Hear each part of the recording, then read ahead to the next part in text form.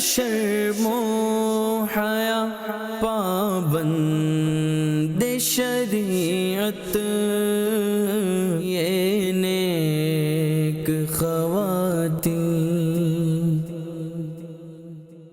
الحمدللہ رب العالمین والصلاة والسلام علی خاتم النبیین اما بعد فاعوذ باللہ من الشیطان الرجیم بسم اللہ الرحمن الرحیم. الصلاة والسلام علیک یا رسول اللہ وعلی آلک واصحابک یا حبیب اللہ. الصلاة والسلام علیک یا نبی اللہ وعلی آلک واصحابک یا نور اللہ. حضرت ابی بن کعب رضی اللہ تعالیٰ عنہ آپ نے عرض کی کہ میں سارے ورد وظیفے دعائیں چھوڑ کر فرائض کے علاوہ اپنا سارا وقت درود خوانی میں صرف کیا کروں گا.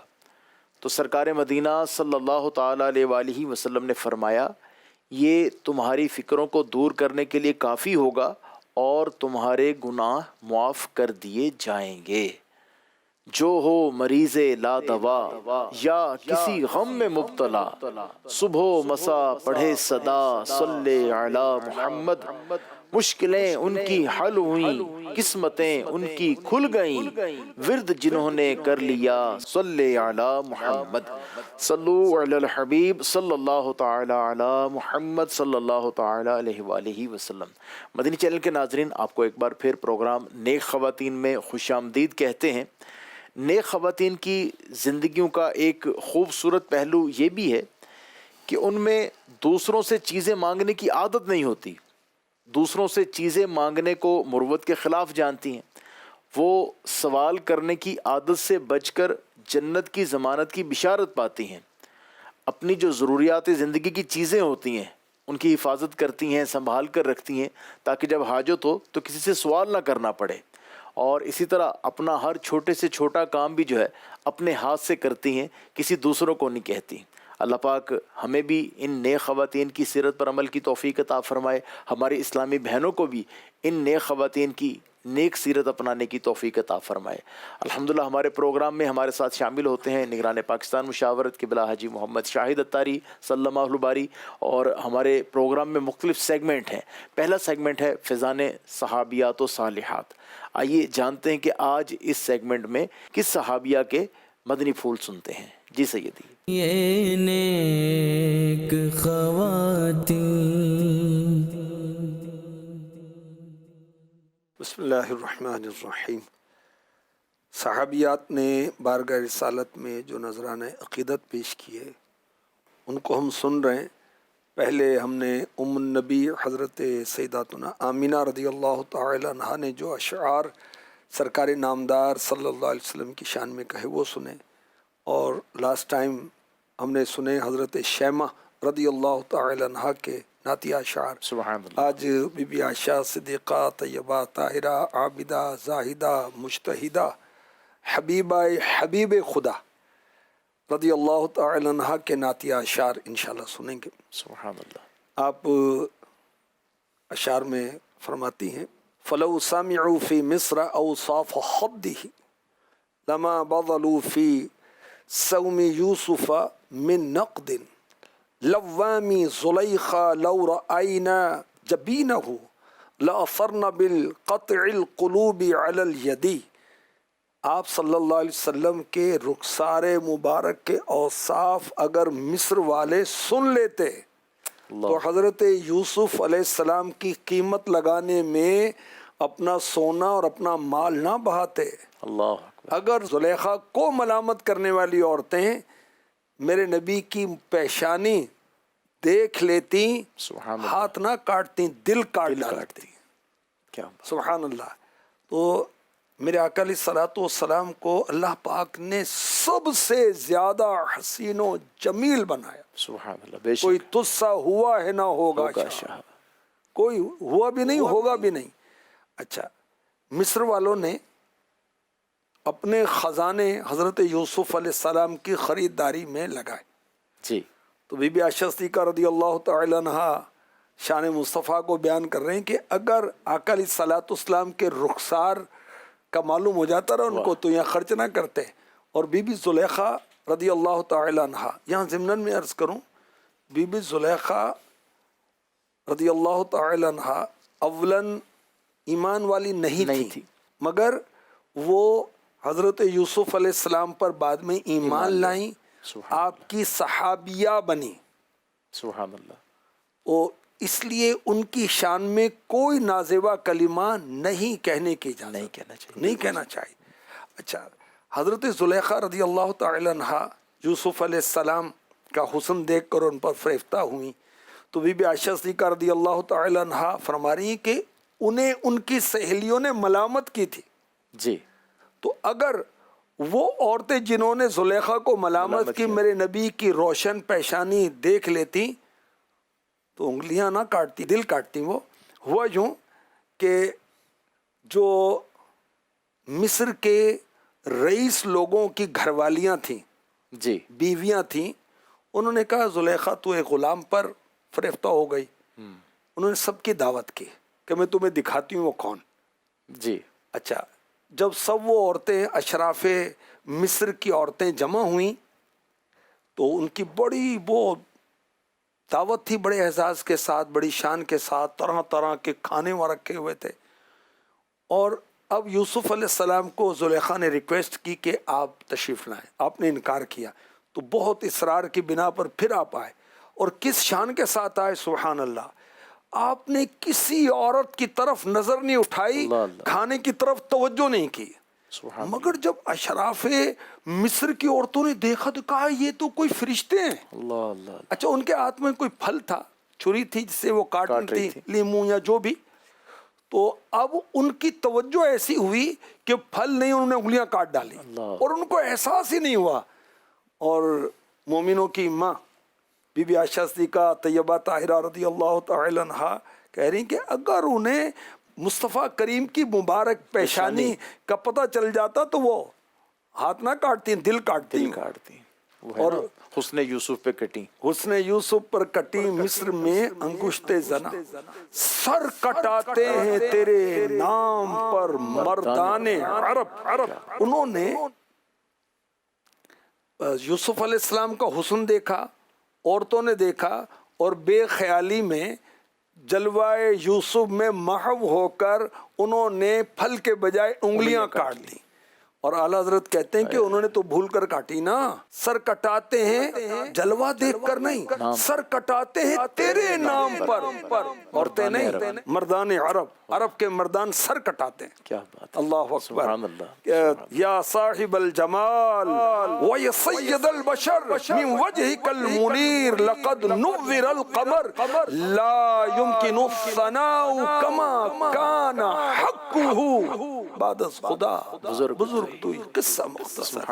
اے حسن و جمال والے، اے تمام لوگوں کے سردار، اے وہ جن کے مبارک روشن چہرے سے چاند روشنی حاصل کر کے چمک رہا ہے. یہ ممکن نہیں کہ آپ کی میں شان ایسی بیان کروں کہ اس کا حق ادا ہو جائے. اللہ، بس قصہ مختصر یہ ہے، اللہ کے بعد آپ بزرگ ہیں، آپ شان والے ہیں، آپ عظمت والے ہیں. اللہ اکبر. کیا شان ہے. اعلیٰ حضرت کا خاندان نا مفتیوں کا خاندان ہے. اعلیٰ حضرت کے والد بھی مفتی تھے اور بہت بڑے عاشق رسول. آپ لکھتے ہیں انسانوں کی عقلوں کی کیا بساط، یعنی کیا طاقت جو نور مصطفیٰ کی تاب لا سکیں، اس کو برداشت کر سکیں. سبحان اللہ. حدیث پاک میں فرمایا گیا جنتی حور کا کنگن ظاہر ہو تو سورج کی روشنی مٹا دے، جیسے سورج ستاروں کی روشنی مٹا دیتا ہے. اور پس صورت محمدی جنتی حور سے 1000 درجے روشن تر ہے تو اس کے دیکھنے کی تاب کون لا سکتا ہے؟ وہ اگر جلوہ کریں کون تماشائی، کون دیکھ سکتا ہے؟ ایک جھلک دیکھنے کی تاب نہیں ہے علم میں، ایک جھلک دیکھنے کی تاب نہیں ہے علم میں، وہ اگر جلوہ کریں کون تماشائی. تو بی بی عائشہ صدیقہ طیبہ طاہرہ عابدہ زاہدہ رضی اللہ تعالی عنہا نے وہ آقا کی شان بیان کی. بخاری شریف میں ہے، حضرت برا بن عازب رضی اللہ تعالی عنہ فرماتے ہیں رسول پاک صلی اللہ علیہ وسلم خوبصورتی میں تمام لوگوں میں سب سے زیادہ خوبصورت اور اخلاق میں سب لوگوں سے بڑھ کر اچھے اخلاق والے. سبحان اللہ. کیا صورت اور سیرت. تیری صورت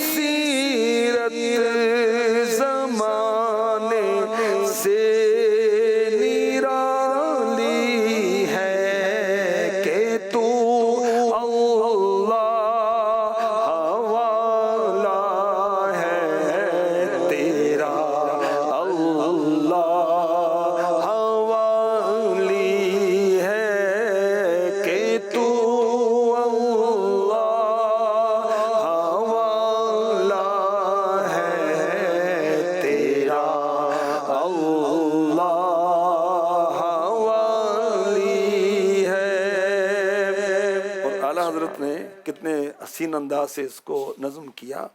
خامہ قدرت کا حسن دستکاری، واہ واہ، قدرت کے قلم نے کیا لکھا، کیا سنوارا، واہ واہ، کیا ہی تصویر اپنے پیارے کی سنواری، واہ واہ.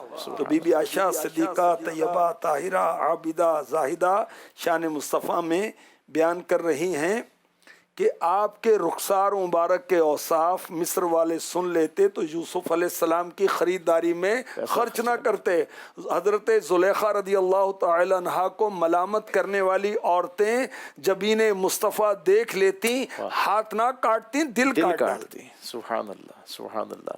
مدنی چینل کے ناظرین، سبحان اللہ، نبی پاک صلی اللہ تعالیٰ علیہ وآلہ وسلم کی شان و عظمت کے کیا کہنے. اللہ ہماری حاضری کو قبول فرمائے اور آپ کی شان و عظمت کو جاننے کی، ماننے کی اور دوسروں تک پہنچانے کی توفیق عطا فرمائے. یہ نیک خواتین. آئیے پروگرام میں ایک سوال شامل کرتے ہیں. سیدی 21 ربیع الاول یہ حضور شیخ عبدالحق محدث دہلوی رحمۃ اللہ تعالی علیہ ان کا یوم عرس ہے، تو ان کی سیرت کے حوالے سے کچھ ارشاد فرمائیں. ماشاءاللہ آپ کو اللہ نے بہت عزت عطا فرمائی، بہت بڑے عالم، بہت بڑے عاشق رسول تھے، بہت بڑے محدث، اور پاک و ہند میں حدیث کا علم آپ لے کر آئے سب سے پہلے. اللہ اکبر. 21 ربیع الاول کو آپ نے ہند کے شہر دہلی میں وصال فرمایا. حصول علم میں بڑے مشغول رہتے تھے اور علم دین حاصل کرنے کا جذبہ بہت تھا. ہمیں تو دیکھ کر قرآن بھی نہیں پڑھنا آتا، فرائض نہیں معلوم، غسل کرنا نہیں آتا، وضو کرنا نہیں آتا، نماز پڑھنی نہیں آتی، مگر آپ سبحان اللہ آپ فرماتے ہیں کہ بچپن ہی سے مجھے پتہ نہیں تھا کہ کھیل کود کیا ہوتا ہے. واہ. اور بس وہ ہر وقت وہ آپ تعلیم حاصل کرنے میں لگے رہتے تھے. آپ نے کتابیں بہت لکھی. سبحان اللہ. اشیعۃ اللمعات یہ آپ کی وہ حدیث کی کتاب پر آپ نے وضاحت لکھی ہے. اللہ اکبر. اور اس میں شان مصطفیٰ کو خوب بیان کیا ہے.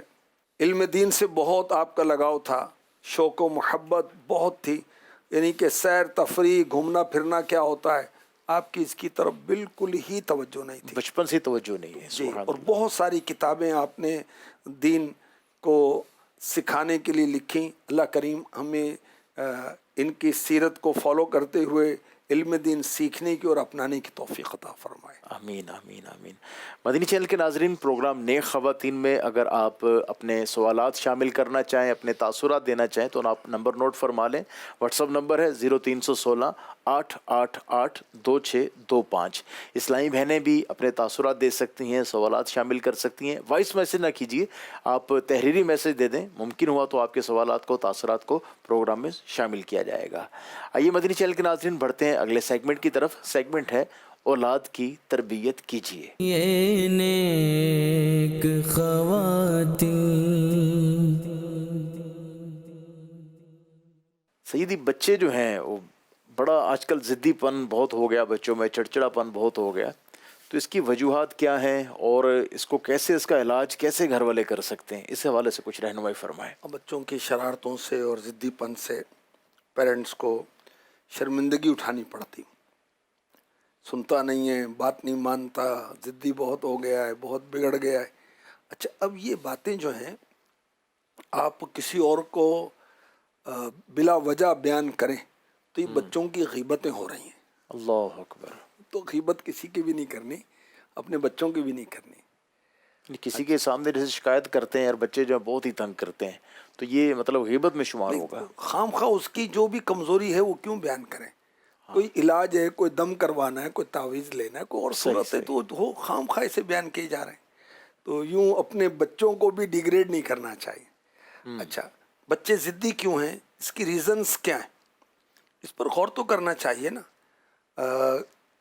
بڑوں کا کردار جو ہے وہ بچے اپناتے ہیں. بالکل ایسے ہی. اگر گھر کے اندر ساس بہو کی جنگ چل رہی ہے، نندوں کے ساتھ وہ چل رہا ہے معاملہ، اچھا گھر کے اندر تناؤ رہتا ہے، ایک دوسرے کو لوگ زور زور سے بولتے ہیں، یوں لگا ہوا ہے، تو بچے بھی وہی انداز اختیار کریں گے. چیخ و پکار ہے، گھر کے اندر کوئی تحمل والا، برداشت والا، ٹالرنس والا ماحول ہی نہیں ہے، ہٹ درمی اور بدگمانی، حق تلفی، تانے دے رہے، تو اس کا اثر بچوں پر بھی پڑے گا اور بچے بھی خود سر ہو جائیں گے۔ گھر سے تربیت لے رہے ہیں یہ تو۔ ظاہر جو ہم کریں گے وہی ہمارے بچے کریں گے۔ اچھا، بسا اوقات کیا ہوتا ہے کہ بچوں کی ضروریات ہم پوری نہیں کرتے تو وہ بچے ایک طرح سے گویا کہ ہمیں بلیک میل کر رہے ہوتے ہیں، چیخ کر اور چلا کر اور ضد کر کے۔ تو ضروریات جو واقعی ان کی ہیں وہ تو پوری کرنی چاہیے، بے جا ضد کسی چیز کے لینے کی تو وہ خام خواہ بھی پوری نہیں کرنی چاہیے تاکہ اس کی تربیت ہو۔ جی اچھا، اگر بچوں کو وقت نہیں دیں گے تو جب بھی یہ صورت بن سکتی ہے کہ بچے ضدی ہو جائیں۔ اچھا، کیونکہ وہ دیکھ رہے ہیں کہ دیگر پیرنٹس جو ہیں، ہمارا بچوں کو وقت دوست ہے، دیتے ہیں، ان کو ان کے ماں باپ وقت دیتے ہیں، ہماری امی وقت نہیں دیتی، ہمارے ابو وقت نہیں دیتے، تو بچوں کو وقت دیں، ان کے ساتھ بات چیت کریں، ان کو مانوس کریں۔ دیکھیں کہ سیرت مصطفیٰ ہماری رہنما ہے، سبحان اللہ، آقا علیہ الصلوۃ والسلام کا مبارک رویہ بچوں کے ساتھ کیسا تھا، کیا بات۔ سارے بچوں کے ساتھ، اور بالخصوص اپنی نواسی بی بی زینب رضی اللہ تعالی عنہ کو آپ کندھے پر اٹھا کر آتے تھے، سبحان حسنین کریمین کو آپ اپنی گود میں بٹھاتے تھے، حضرت اسامہ بن زید رضی اللہ تعالی عنہ جو آپ کے غلام کے بیٹے تھے، بعد میں آپ نے ان کو آزاد کر دیا تھا، منہ بولا بیٹا بنا لیا تھا، ان کے بیٹے پر آپ کی شفقتیں کتنی تھیں۔ تو بچوں کو وقت دیں، بچوں پر شفقت کریں اور ان کے ساتھ وہ ہنسی کھیل والا معاملہ، اپنائیت والا احساس پیدا کریں۔ اچھا، بعض اوقات بچے کو کوئی کام کہا جاتا ہے مگر اس وقت کام کرنے سے وہ بیزاری محسوس کرتا ہے، جی، تو بہتر یہ ہے کہ ہم ذہنی طور پر اس کو کام کے لیے آمادہ کریں، پہلے ذہن بنائیں اس کا، جی، آرڈر نہ کریں، آرڈر نہ کریں۔ ریکویسٹ۔ یہ امیر علیہ سنت کی تربیت ہے۔ آپ فرماتے ہیں کہ میں اپنے بچوں کو حکماً کچھ بھی نہیں کہتا، مشورتاً کہتا ہوں۔ کس وجہ سے؟ کہ اگر یہ میری بات نہیں مانیں گے تو گناہ گار نہ ہو گناہگار نہ جائیں۔ ہو، اللہ اکبر۔ تو بچے جو نہ سمجھے ان کا معاملہ اور ہے، جو بالغ ہو جاتے ہیں، بڑے ہو جاتے ہیں، ان کا معاملہ اور ہوتا ہے۔ اچھا، بچوں کو ذہنی طور پر تیار کر کے پھر کام کہا جائے، مناسب وقت کا انتظار کیا جائے۔ اچھا، خواہ خواہ بچوں کو ڈانٹتے رہیں گے ہر وقت، اور بالخصوص اگر مہمانوں کے سامنے ان کے ڈانٹیں سامنے گے، ڈانٹیں، کسی اور کے سامنے ڈانٹیں گے تو بچے محسوس کرتے ہیں، بچے کی عزت نفس نہیں ہے بھائی، بالکل ہے نا، بالکل وہ فیل کرتا ہے۔ تو موقع کی مناسبت سے اس کی تربیت اور اس کا سلسلہ کریں۔ اچھا، اب کرنٹ لگنے کا خوف ہے، آگ کی طرف بچہ بڑھ رہا ہے، چھری چاقو کی طرف بڑھ رہا ہے، اب تو فوراً روک تھام کرنی ہے، مگر بعض اوقات ایسا ہوتا ہے، امام غزالی کی بھی تربیت اور تعلیمات ہے، اس کو کہتے ہیں آنکھ آڑے کان، یعنی یوں بس گویا دیکھا ہی نہیں۔ بچے شرارتیں کریں بھی ٹھیک، موچ کریں، ہر شرارت نوٹ کرتے ہیں، ہر مطلب اس کی وہ حرکت نوٹ ہوتی ہے، تو اسے ہر حرکت میں ڈانٹ ڈپٹ ہوتی ہے، ایسا نہیں کرنا چاہیے۔ یعنی ایک اسلامی بھائی نے کہا کہ وہ میرا بیٹا جو ہے نا، وہ صوفے پر یہاں آگے بیٹھ گیا، تو وہ گھر کے فیملی کے افراد بیٹھے ہوئے تھے، وہ ہنسنے لگے، دیکھو بھی بچہ کیسا فاسٹ ہے، کیسا کیا ہے، تو کہتے ہماری پھپھو بیٹھی ہوئی تھی، کہا کہ بیٹا تو نا ادھر چڑھتا تھا، یہ تو ادھر بیٹھا نا، تو اس کے اوپر بیٹھتا تھا۔ پیچھے بیٹھتے تھے، صحیح۔ تو بچے ایسے ہوتے ہیں بھائی، شرارتیں کر رہا۔ اچھا، جو بچے شرارت نہ کرے اس کو بچہ کون کہے؟ بچہ کون کرے؟ یہ کوئی سائنسدان ہے بھائی، بچہ ہی ہے نا بھائی کوئی۔ ایسی شرارتوں پہ یعنی ڈانٹ ڈپٹ نہ کی جائے، بیجا ڈانٹ ڈپٹ نہ کی جائے، نہ کی جائے۔ اچھا، بچے غصے کی حالت میں ضد کرتے ہیں تو وہ علامتیں کیا ہیں؟ پیروں کو زمین پر مار رہے ہیں، سر ہاتھوں کو دیوار پر مار رہے ہیں، آس پاس کی چیزوں کو وہ ٹھوکریں مار رہے ہیں، لات مار رہے ہیں، بڑوں سے بدتمیزی کر رہے ہیں، اپنے دانتوں سے کسی کو کاٹ رہے ہیں، کھلونے توڑ رہے ہیں، ہاتھ میں جو چیز آئے پھینک دیتے ہیں۔ تو ان چیزوں کو دیکھ کر بچے کو پیار سے بہلائیں اور جائز اور مناسب جو اس کی ڈیمانڈ ہے، اس کی فرمائش ہے، اس کو پورا کرنا چاہیے۔ اور اس کے لیے جو روحانی علاج بھی وہ ہمارے روحانی علاج شعبے والے بتاتے ہیں، اس کی ترکیب بھی کریں۔ اور دیکھیں سورہ فلق، سورہ ناس، میرے آقا علیہ الصلوۃ والسلام حسنین کریمین شہیدین جلیلین حسن و حسین رضی اللہ عنہما کو پڑھ کر دم کیا کرتے تھے۔ اپنے بچوں کو دم کریں انشاءاللہ الکریم، اور دعا بھی کریں، ربنا ہب لنا من ازواجنا وذریاتنا قرۃ اعین واجعلنا للمتقین اماما۔ قرآنی دعا سورہ فرقان میں، یہ دعا بھی اپنے بچوں کے لیے کریں، اللہ چاہے گا تو وہ بہتر ہو جائیں گے۔ اور کو بہت زیادہ وہ نہ کریں اچھا بچہ کیوں ضد کر رہا ہے؟ اس کی نیند پوری نہیں ہوئی. بچہ کیوں ضد کر رہا ہے؟ اس کو جو ہے نا کچھ وٹامنس کی کمی ہے، اس کے اندر کچھ. اب وہ ڈاکٹر آپ کو بتائیں گے کہ ان کو کیا خوراک دیں، ڈائٹ کون سی دیں جس سے جسمانی طور پر مضبوط ہو. اچھا اس کو بھوک لگی ہے، جب وہ ضد کر رہا ہے تو اس کو پیار سے بہلا پھسلا کر کچھ کو کھلانا پلانا. ہر وقت جب موبائل ہی پکڑا ہوتا تو بچے اس وجہ سے بھی وہ جذباتی ہو جاتے ہیں. ظاہر ہے کہ اس کی وجہ سے وہ جو دماغ پر اثر ہوتا ہے، آنکھوں پر اثر ہوتا ہے، وہ پھر یہ بھی رنگ لاتا ہے اس انداز سے. صحیح. مدنی چینل کے ناظرین، بچوں کی اللہ پاک ہمیں بہتر انداز میں تربیت کی توفیق عطا فرمائے. یہ نیک خواتین. آئیے بڑھتے ہیں اگلے سیگمنٹ کی طرف، عورت اور پردہ. یہ نیک خواتین. سیدی پہلے خواتین جو ہیں یہ مسجد میں نماز کے لیے حاضر ہوتی تھی، تشریف لے کے جاتی، صحابیہ جاتی تھی. تو خواتین کو مسجد میں نماز باجماعت پڑھنے سے پھر روکا کیوں گیا؟ اس حوالے سے کچھ رہنمائی فرمائیں. جی میں عرض کرتا ہوں، جو علماء نے ہماری رہنمائی کی اس کی رہنمائی میں ہی میں عرض کرتا ہوں. دیکھیں شریعت اسلامیہ میں پردے کی بہت زیادہ اہمیت ہے. ہمارے پیارے نبی صلی اللہ علیہ وسلم کے مبارک دور میں صحابیات مسجد میں آتی تھیں، باجماعت نماز ادا کرتی تھیں. اچھا پھر اس کے بعد منع کیا گیا. اعلیٰ حضرت رحمۃ اللہ تعالی علیہ آپ لکھتے ہیں کہ جس جگہ مردوں اور عورتوں کا اختلاط ہو، یعنی ایسی محفلیں جہاں مرد و عورت اکٹھے ہوں، تو اعلیٰ حضرت نے اس سے سمجھایا ہے. کیا سمجھایا ہے؟ کہ مساجد سے بہتر عام محفل کہاں ہوگی. اور مسجد کی نماز میں تو ستر یعنی پردے کے اہتمام بھی کیسا زبردست ہوگا.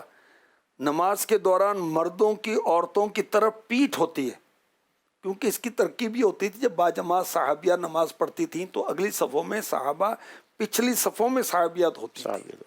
اچھا جس وجہ سے مرد عورتوں کی طرف منہ بھی نہیں کر سکتے. پھر اس پر مزید یہ کہ مردوں کو حکم دیا گیا کہ سلام پھیرنے کے بعد جب تک عورتیں مسجد سے باہر نہ نکل جائیں تو مرد نہ اٹھیں. مگر اس کے باوجود عورتوں کو مسجد کی حاضری سے منع کیا گیا. اعلیٰ حضرت ایک اور مقام پر لکھتے ہیں کہ مسلمانوں کی امی جان بی بی عائشہ صدیقہ رضی اللہ تعالی عنہا نے اپنے زمانے مبارک میں یہ ارشاد فرمایا، وہ باتیں جو عورتوں میں اب پیدا ہو گئی ہیں اگر آخری نبی رسول عربی صلی اللہ علیہ وسلم ملاحظہ فرماتے ضرور انہیں مسجد سے منع فرما دیتے، جیسے بنی اسرائیل کی عورتیں منع کر دی گئیں.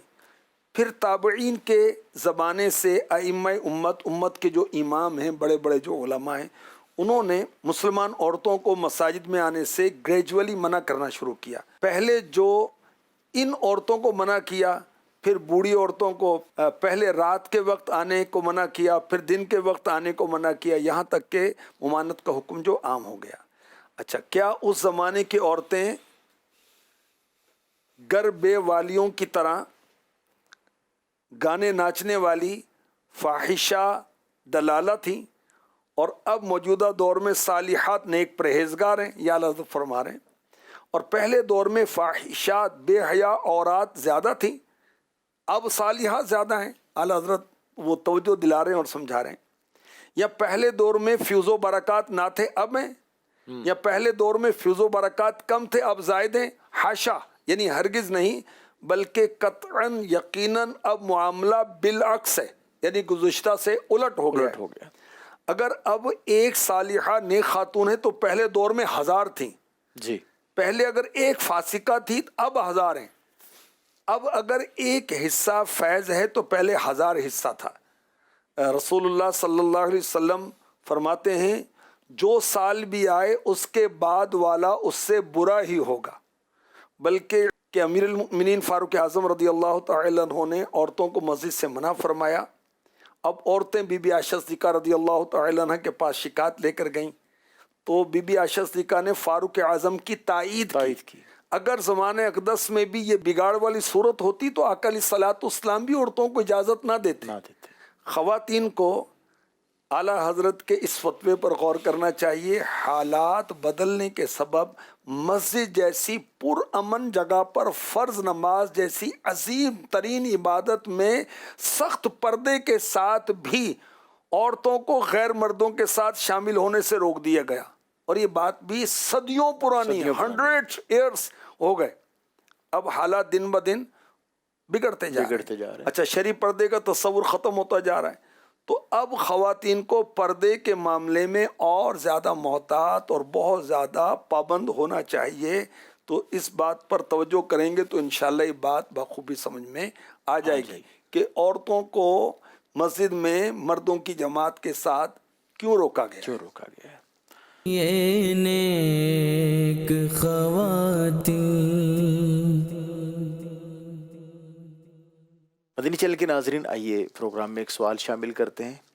سیدی، خواتین کو حج و عمرہ کے دوران پردے کی کیا کیا احتیاطیں کرنی چاہیے؟ جی بالکل، دیکھیں کہ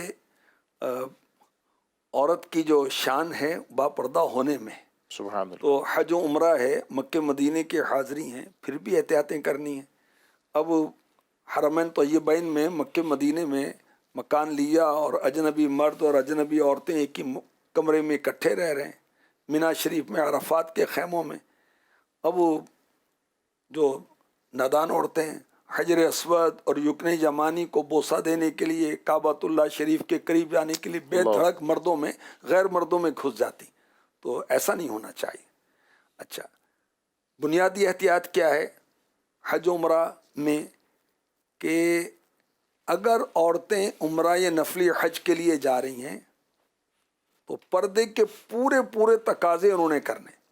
دیکھیں حدیث پاک میں اس کی رہنمائی موجود ہے.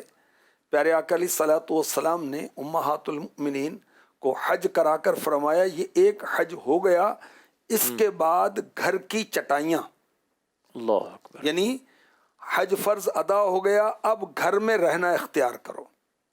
اچھا، عورت اپنے محرم کے بغیر سفر نہیں کرے گی. بدقسمتی کے ساتھ وہ خامخواہی محرم بنا لیتے ہیں، جھوٹے محرم بنا لیتے ہیں.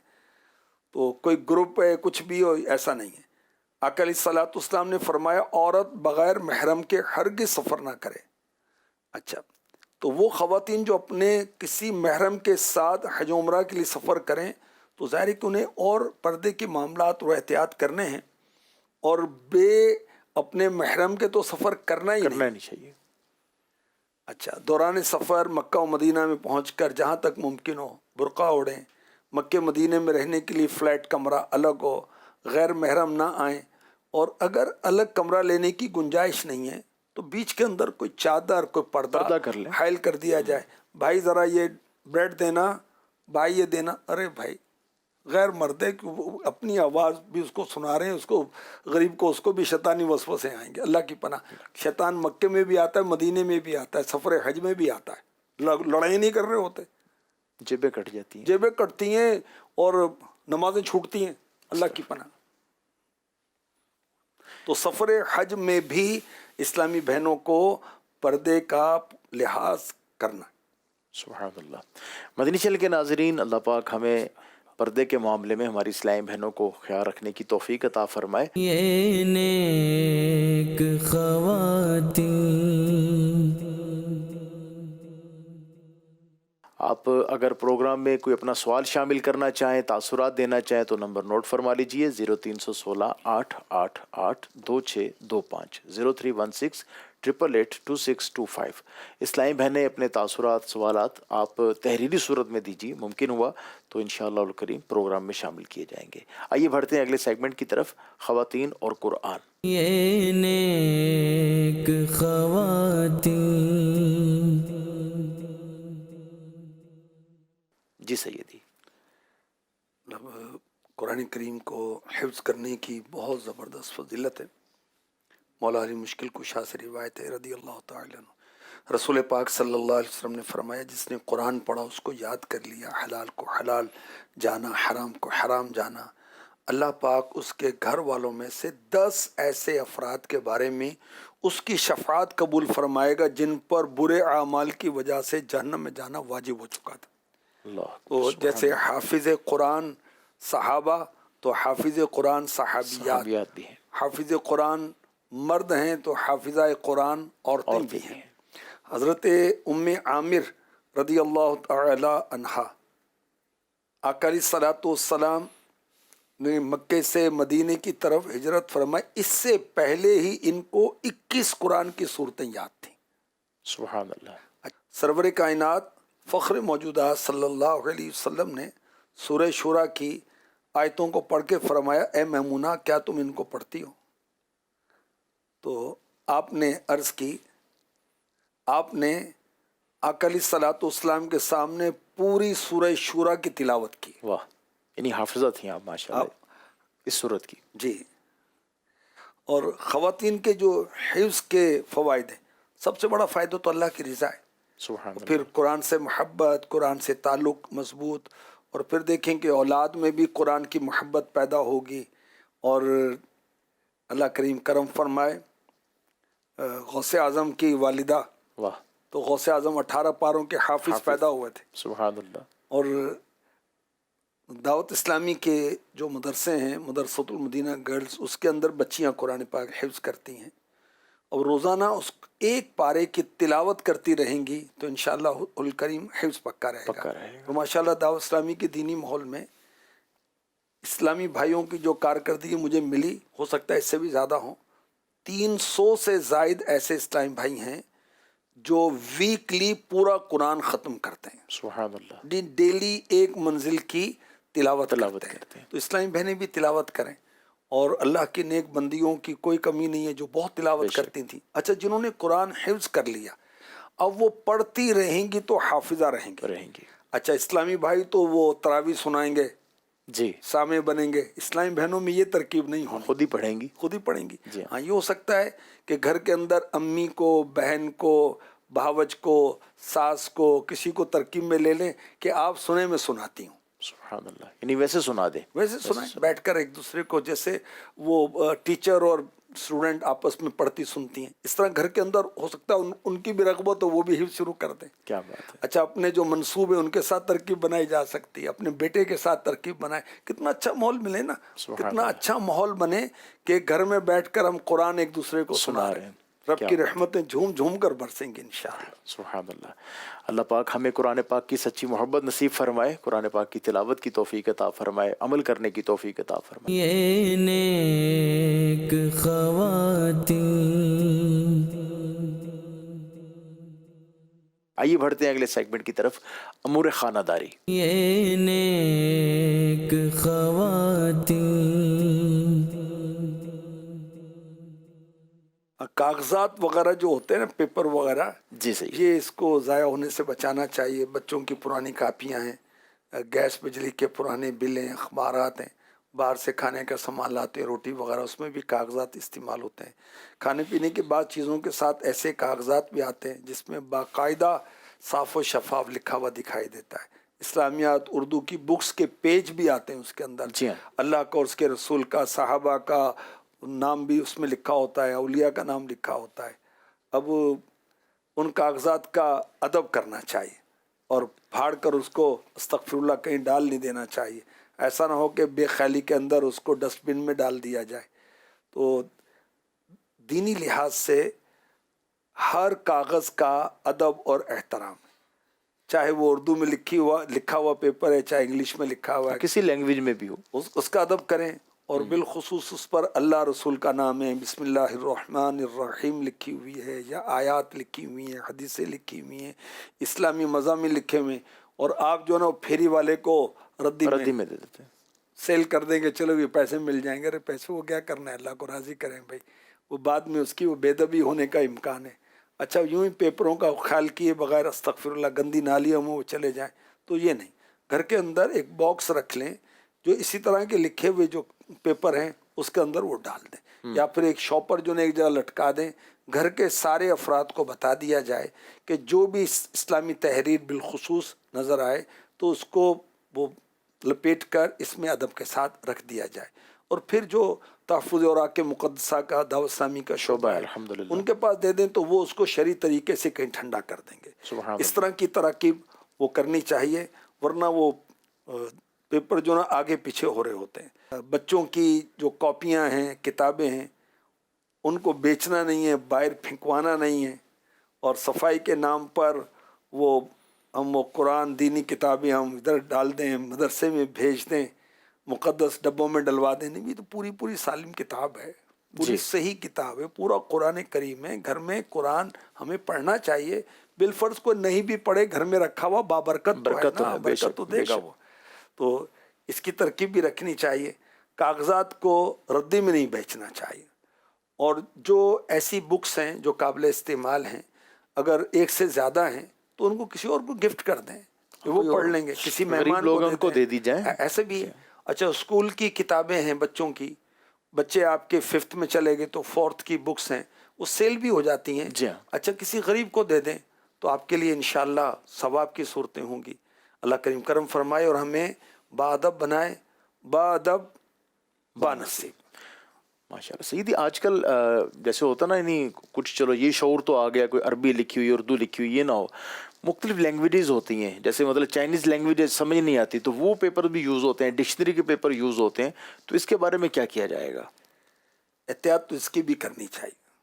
हर पेपर की, खाली पेपर है उसका भी अदब हमारे बुजुर्ग करते रहे। यानी कोई हरूफ तहजी किसी भी ज़बान में तो उसकी वो एहतियात ही की जाए। देखें कि एक कौल ये है कि सारी ज़बानें जो ना इल्हामी हैं जी, अल्लाह की तरफ से आई, तो हर ज़बान का और हर तहरीर का अदब एहतराम है। और स्पेशली जो है वो अरबी उर्दू तहरीरों का एहतराम, और बिलखुसूस उसके अंदर भी जिसमें कुरान और हदीस, बुज़ुर्गों के नाम, अल्लाह रसूल का नाम लिखा हुआ है, उसका एहतराम करना चाहिए। सुभानअल्लाह। अल्लाह पाक हमें कुरानी आयात का और मुख्तलिफ जो अबारतें लिखी होती हैं, ऐसे पेपर होते हैं, इनका भी अदब नसीब फरमाए इंशाअल्लाहुल करीम, बाअदब बानसीब। ये नेक ख़वातीन। मदनी चैनल देखते रहिए, मदनी चैनल देखने की दावत देते रहिए। अल्लाह पाक हमें नेकी की तौफीक अता फरमाए। सल्लु अलल हबीब सल्लल्लाहु तआला अला मुहम्मद सल्लल्लाहु अलैहि वसल्लम। है पे कर शर्मो हया पाबंद शरीयत, ये नेक ख़वातीन।